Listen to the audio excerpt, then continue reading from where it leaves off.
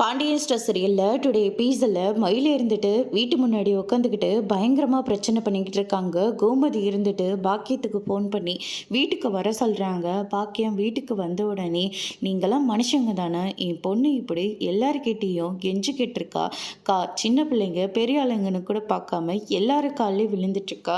ஆனால் அவளை கழுத்தை பிடிச்சி வெளியே தள்ளி வீட்டை சாத்துறீங்களே, நீங்களாம் நல்லாவா இருப்பீங்க அப்படின்னு சொல்லிட்டு சாபத்தை வந்து கொடுக்குறாங்க.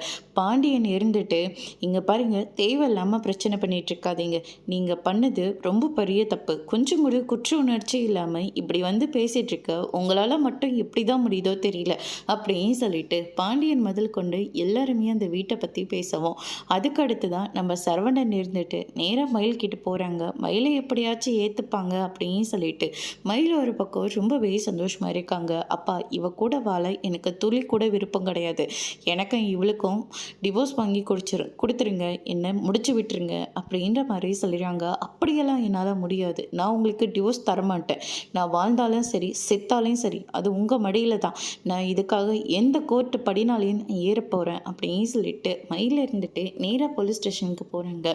நான் போய் சொல்லி கல்யாணம் பண்ணதுனால குடும்பமே சேர்ந்து என்னை அடித்து வெளியே துரத்தி விட்டுட்டாங்க, டிவோர்ஸ்க்கு வேறு அப்ளை பண்ண போகிறாங்களாம், எனக்கு என் புருஷனோட தான் நான் வாழணும், நீங்கள் தான் எனக்கு ஒரு நல்ல வழியை காட்டணும் அப்படின்னு சொல்லிட்டு நேராக போலீஸ் ஸ்டேஷனுக்கு போகிறாங்க. அத்தோட இன்னைக்கான பிரம்ம முடிச்சிருக்காங்க.